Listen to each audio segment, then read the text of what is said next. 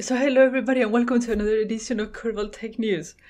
The Microsoft team is releasing news all the time, so it's almost impossible to catch up. But they have released a big document now that is telling us what they are going to be up to in 2019 for a lot of their products. And I'm going to focus on Power BI. But I'm going to show you the link so you can go there, and if you're a Power Apps or a Dynamics or whatever user, you can go here and check it yourself. But we're going to check this together and grab a cup of coffee because, oh my God, what they're going to do. They're going to do all kinds of stuff. I checked some of it, but not everything, so we will check it together, okay? So first of all, here's the link. I'll link it down below. And it takes us to the April 2019 release notes, okay? So it is packed with stuff. The first page is just like, you know, blah, blah. But if you go here to content, so you can see the products that they are actually telling us what they are going to do. And how do we look for Power BI in there? Well, thank God there is a search button. So are you ready? Let's dig into this. There's a lot of it in here. So first, for Dynamics 365, it says Power BI embedded. So it will allow, they're going to change Power BI embed. So people that does not have a Power BI account will be able to see Power BI reports. So that's great news. I guess the license for Dynamics 365 is enough. If we go back and we go to the next one, Microsoft Flow, integrate alert creation in Power BI and improve Power BI connector. The integrated alert creation in Power BI, that is my, or at least one of my favorite, number one, my favorite feature that is common to Power BI.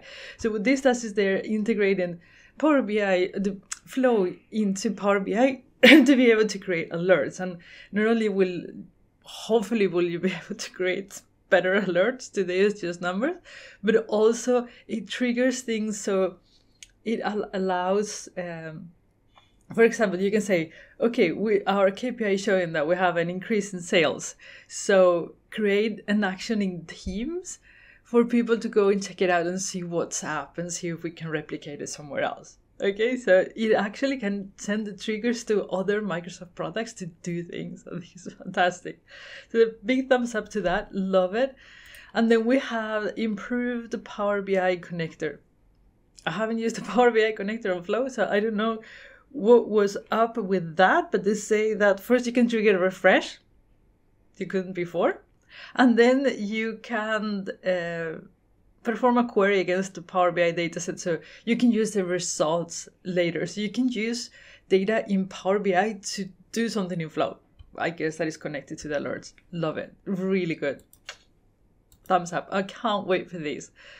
Let's go back. If we go here, here is the business intelligence. There are a lot of things that are under here. So here is just showing us the ones that have a Power BI on, but there are actually more. So we have to go through them one by one.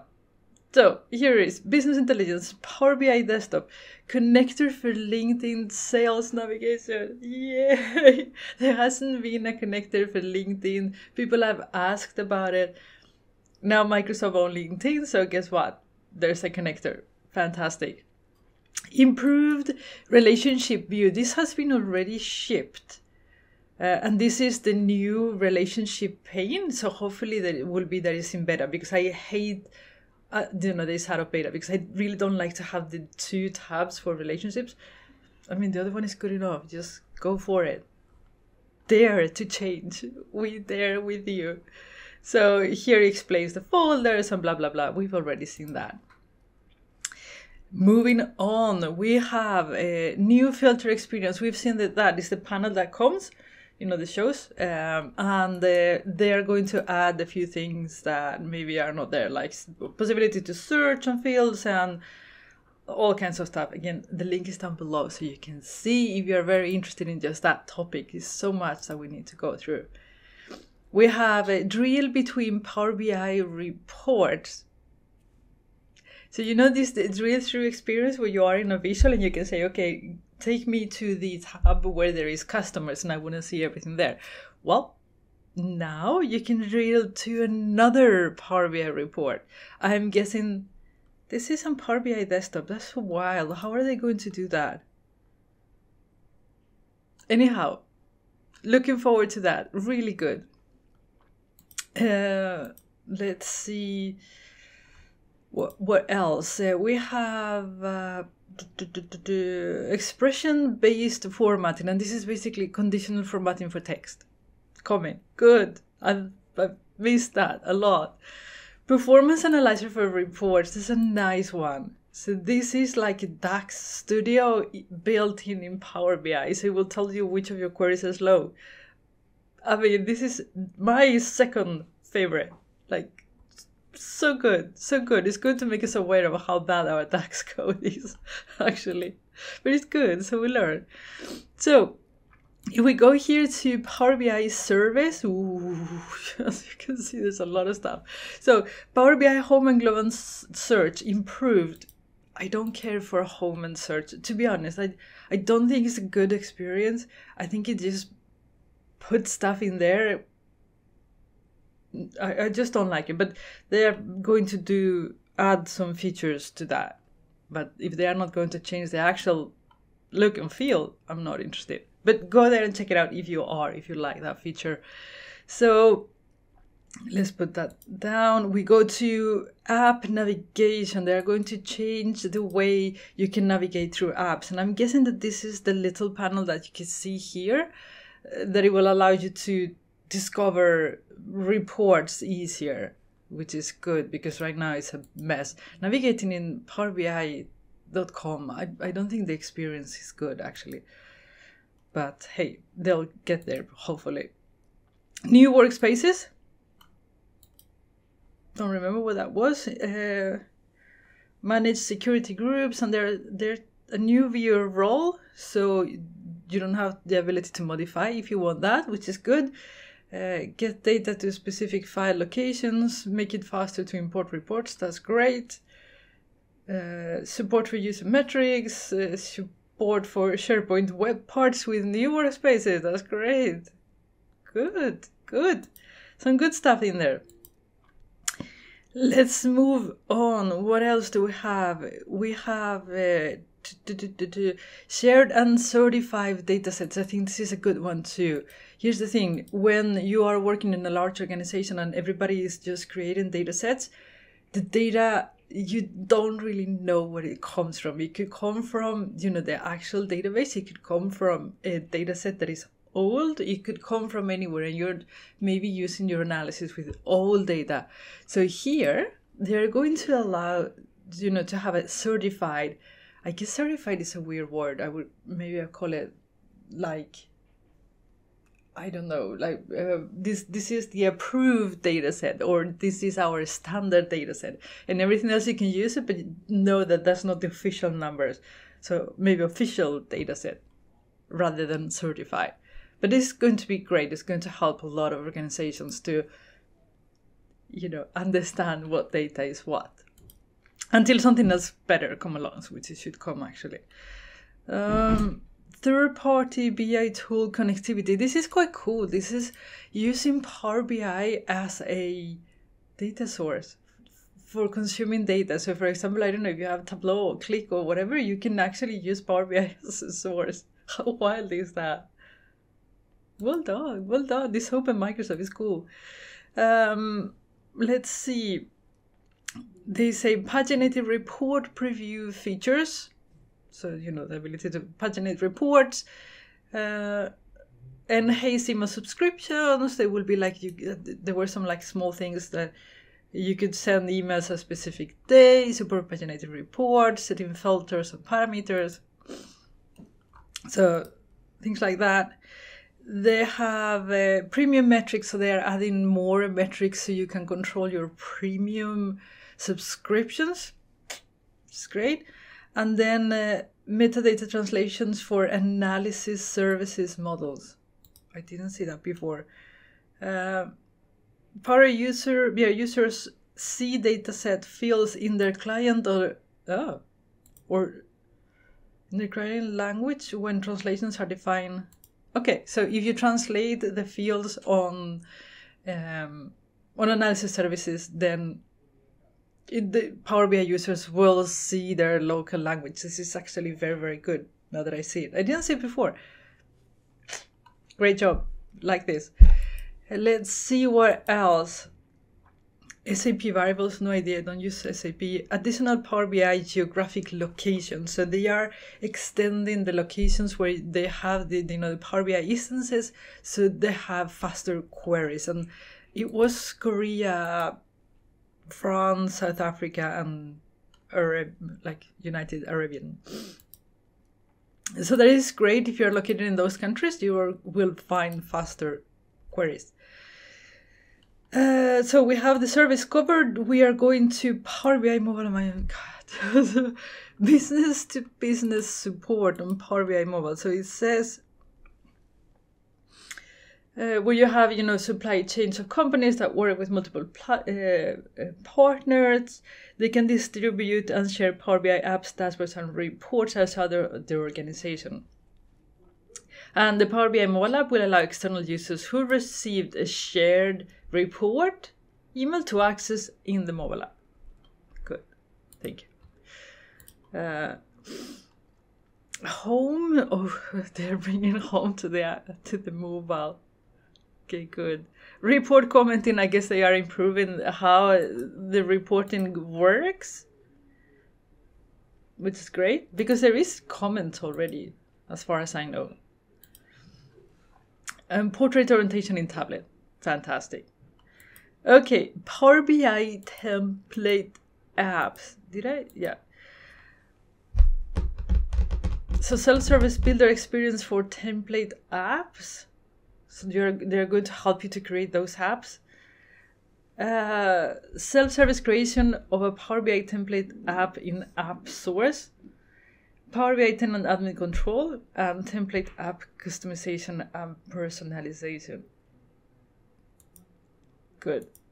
Go and check it out. When it goes to custom visuals, here some things are happening. Let me show you. And this is custom visual policy in desktop. So before the custom visual settings is enforced only in Power BI Service, now admins can control custom visual usage from the desktop. So you can set on the desktop, you don't use custom visuals. Good. And this is because you'll see why. Custom visual favorites. It means that you can pin your custom visuals now to your dashboard. You couldn't do that before. That's great. Let's go back, and it says freemium visuals enable. Okay, here's the thing. On the App Store, so on the App Store where you got your custom visuals before, you could only get free visuals. So the companies that are doing these custom visuals, they were not really happy about that, okay? So now they say freemium. So if you have a free version, you have to have a free version. That's what I'm reading from here. If you have a free version, you can have in-app purchases like you would have on the App Store or the Google Store. And then it will show. So they can actually start to commercialize their premium apps or the premium visuals, I should call them. Everything's called apps. But the premium custom visuals, which is great. I mean, it will definitely help adoption, and not only adoption, but it will probably encourage more companies to create custom visuals. But here's the death punishment to that. Power BI admins can restrict users to certified visuals only. So if you have a small visual that is not certified, it won't show up. You won't be able to put it in Power BI. I think this is a bittersweet. It is sweet for the organizations because custom visuals, you have no idea what's behind the code. Only if Microsoft certified, they can say, okay, this is doing that, is sending data away. I don't know. I haven't seen that the custom visuals are certified are promising not to send data away. I haven't seen it. So I don't even know if the certified visuals can guarantee that. But for your organization, you want to make sure that if you have privacy issues with your data, that it stays in your tenant that nobody's using Power BI is send it away somewhere else. So that is great. But if you are a custom visual company, this is death. That means that you have to certify your visuals in order to be able to actually make a business case out of them. So these hobby maker doing visuals, that's it. It's not going to happen for big companies because this is for the admin person that can actually restrict the use of that. And this is Power BI admin, so I'm guessing that these will be done on the service. So if the report user creates something with a custom visual on Power BI desktop, they already sent the data, but it will go up to the source, to the service, and then it won't be visible there. But that's why I think this one, the first one comes in, custom visual policy in the desktop. So that's why they say, okay, no, don't use it. But how are they going to do that? I don't know. Okay, we'll see. We'll see. We'll see what happens, right? It's just 3 months, so soon. Okay, Power BI embedded, multi-geographical. I guess this is the same. Multi-geo for compliance in Azure capacities will be generally available. Okay, so it's something that already exists, and now it is generally available. So if you're using that, you know what it is. I have no idea. Dataset sharing and dynamic binding. Okay, I don't use Power BI embed that much. I've once. So, dataset sharing will allow cross-workspace usage of certified and reliable datasets, reducing redundancy of the overload. Okay, fine. So reporting load time improvements, there will be additional development tools, export the data programmatically. That sounds cool. Q&A with row level security, great. And the service principal authentication, I have no idea. Enhanced deployment security of applications using Power BI embedded is planned. Okay, cool, I guess. So if you're using this, you're probably jumping up and down. I'm not. So it is there. Go here, link down below. Check it out. If there's something that I'm just going too fast or I need to dig into that. It is here, okay? So you'll see. So that's for Power BI embed, and for Power BI report server. The thing with Power BI report server is just always trying to catch up. I don't think we will see something that just happens on Power BI server, report server doesn't happen anywhere else. Maybe it is already, but so they're going to do an update in May 2019. There's row level security for Power BI reports that was not available before, export to Excel, and Power Pivot model refresh. What? You can do that? What do you mean? You can refresh Excel workbooks that contain, okay, so you can do that. You will be able to do that. This is not released yet, and they don't say what they are going to release first or last, so don't know. But it's tons and tons and tons and tons of features. By far, my number one, it is the alerts. I use alerts all the time. I use alerts with Google Analytics. That's where I learn how to use them. And I have, for example, an alert where they, they show me if there are, like, I'll show you here what I get from Google Analytics. So this 404, for example, it means when somebody click on something to go to my website, but instead of getting there, they get a page not found, so I can go and fix it. I have like visitor pics, and I have all kinds of cool stuff that, there are alerts that you can set.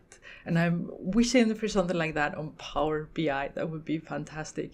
And another thing they have is something called Insights. There should be here too. I think I saw it somewhere. Oh, that's weird. I think I really saw something about Insights, about artificial intelligence.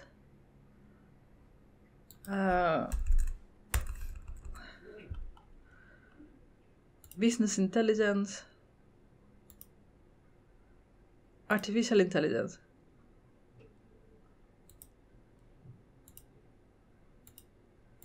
I don't know. I think I saw it here somewhere when they will improve insights. So weird. But they have these insights on Google Analytics too, where they actually measure continually your data, and they give you when something happened that is unexpected based on how you normally perform. And this is also here. I think that is fantastic. And things like that I would love to see in Power BI like very, very soon, especially when they are integrating more with artificial intelligence. That's what I saw it. There was a part for artificial intelligence that they were saying machine learning, integration, cognitive service integration. I don't know where it actually went.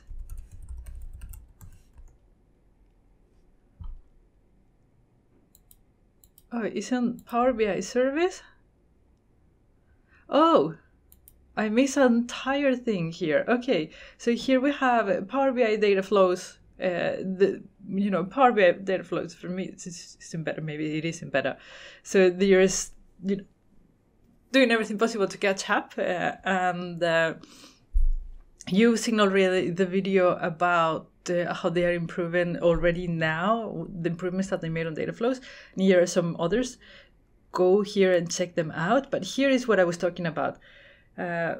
Artificial intelligence for BI, Azure machine learning integration. They have cognitive services, insights. Here it is. So analysts and end users are interested. Machine learning is used to rank influencer from most to least impactful, and a likelihood score and natural language description is provided to explain the impact. The new key influencer visual surface is what increases or decreases the likelihood of a business event occurring. Okay, we will have to test it when it comes out, but it sounds something like, I was telling you about Google Analytics, so looking forward to that. What else did we miss there?